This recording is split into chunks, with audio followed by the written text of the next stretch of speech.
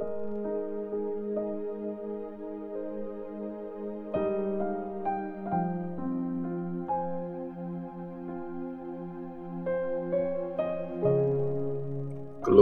chapter 1. Para to sa mga kapatid dyan sa Colosas, mga tapat na nagsaserve kay Christ.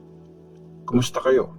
Sana maayos ang lagay nyo at na-experience nyo ang sobrang kabaitan ng Diyos na tatay natin.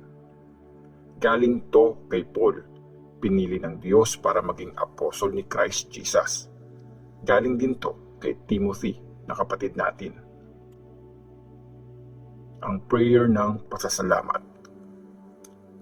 Lagi kami nagpapasalamat sa Diyos, ang tatay ng Panginoon nating si Jesus Christ, pag pinagpipray namin kayo.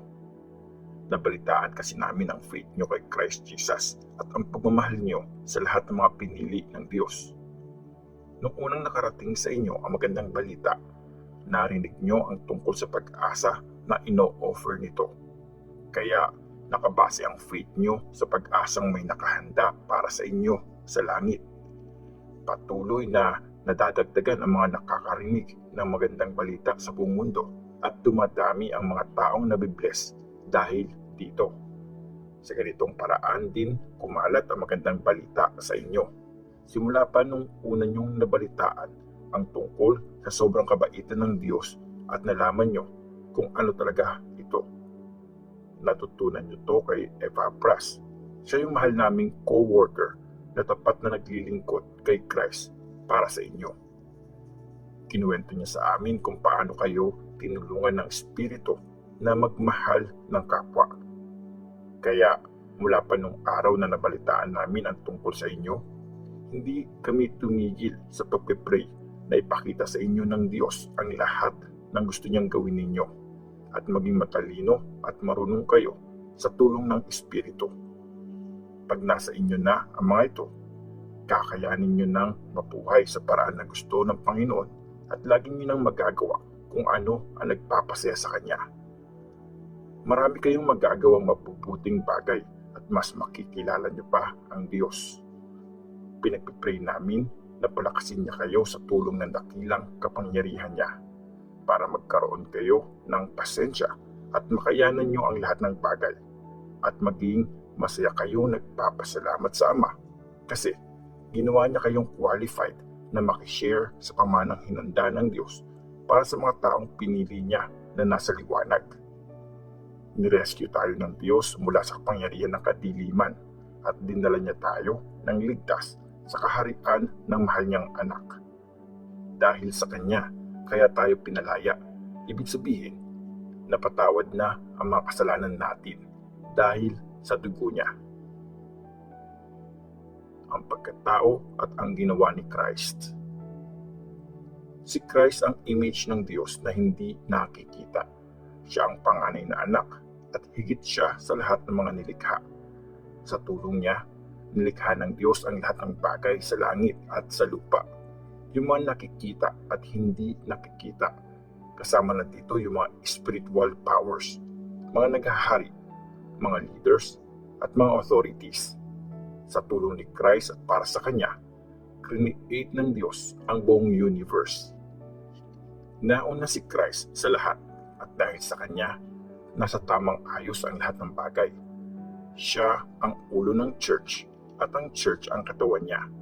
Sa Kanya nagsimula ang lahat at siyang panganay na binuhay mula sa mga patay para siya ang maging una sa lahat ng bagay. Desisyon ng Diyos na ang buong pagkadiyos niya ay nasa anak. Dahil sa anak, nagdesisyon ng Diyos na ipagkasundo sa sarili niya ang buong universe. Nakipag-ayos ang Diyos ng magbuwis ng dugo ang anak niya sa krus. At dahil dito, naibalik ng Diyos ang lahat ng bagay sa sarili niya, lahat ng nasa lupa at nasa langit. Dati, malayo kayo sa Diyos at kaaway niya kayo dahil sa mga masasamang bagay na ginawa niyo at inisip. Pero naging tao ang anak ng Diyos at dahil sa pagkamatay ng anak, ginawa na kayong mga kaibigan ng Diyos para maiharap kayo sa Kanya na banal, malinis at walang kahit na anong mali.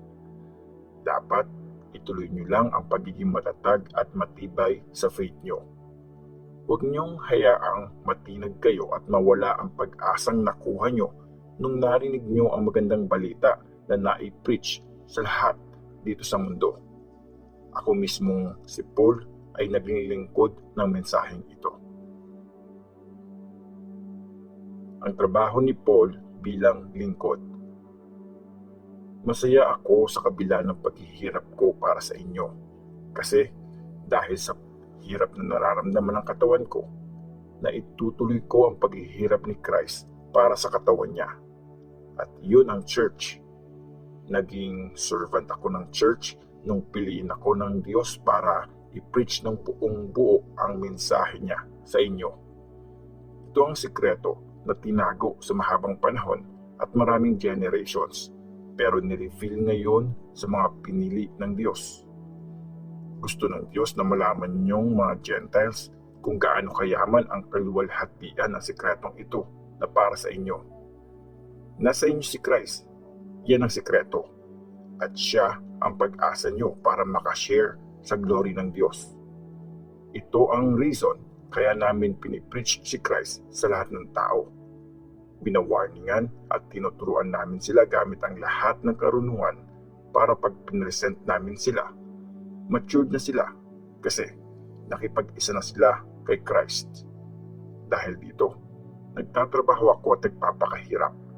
Ginagamit ko ang buong lakas na galing kay Christ na nakikita sa trabahong ginagawa ko.